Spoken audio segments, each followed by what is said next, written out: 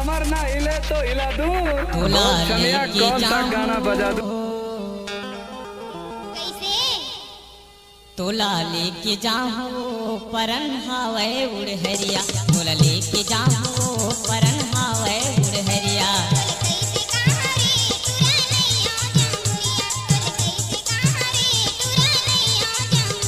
गाना मिक्स करना तो दशरथ भाई की आदत है। दिन भर मैं घूमती रही छौ नींद नहीं आवे रतिहा, तोले कैसे कहां रे तुरा नहीं आ जमुरिया। भरा टोला की प्रस्तुति डीजे मिक्स बाय दशरथ भाई।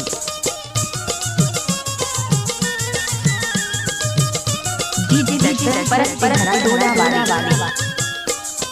झनकल पाना मोला टूरी मन लवो मिला के, ऊपर वाले जानत हवे वही दिन के झनकल पाना मोला टूरी मन लवो मिला के, ऊपर वाले जानत हवे वही दिन के बातें, ऊपर वाले जानत हवे वही दिन के बातें। जिंदगी भर छोड़ो नहीं हाय दैया, जिंदगी भर छोड़ो नहीं खवाले तकिरिया।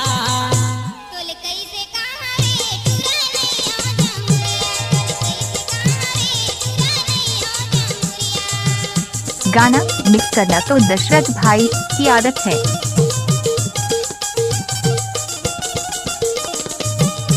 डीजे दशरथ बरकती भरा टोला वाले।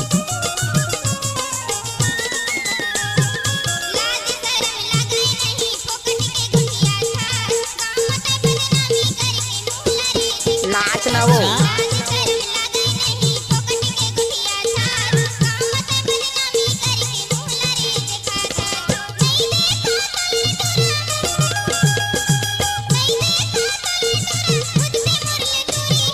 गजब आइटम है रे। मैं तोला एक था ते काबर का थस मोर घुस दे के दूरिया सुनना, तोर पर मोर बहुत बहुत माया लागथे हो। तोला लेके जाहूं परन हावे उड़हरिया, तोला लेके जाहूं परन हावे। डीजे सॉन्ग सुनना चाहते हैं तो दशरथ भाई को लाइक सब्सक्राइब जरूर करें।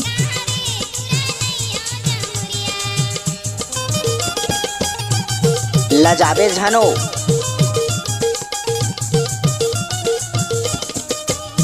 डीजे दशरथ भरा टोला वाले।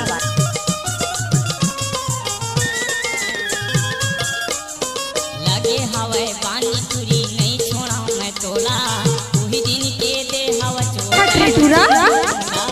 लगे हवे पानी चूरी नहीं छोड़ा मैं तोला, वही दिन के दे हवा चोता है चिन्ह मोला, वही दिन के दे हवा चोता है चिन्ह मोला।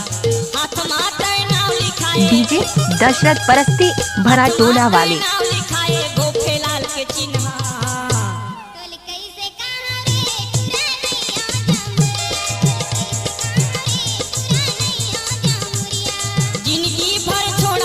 भरा टोला की प्रस्तुति जिंदगी भर छोड़ो नहीं खवाले तकिरिया। तोले का बतावा रे तुरा लेके जाऊं परन हावे उड़हरिया, दादा रे परन हावे उड़हरिया, तोले लेके जाऊं परन हावे उड़हरिया, तोले लेके जाऊं परन हावे उड़हरिया, तोले लेके जाऊं परन हावे उड़हरिया, तोले लेके जाऊं। डीजे दशरथ भरा टोला वाले।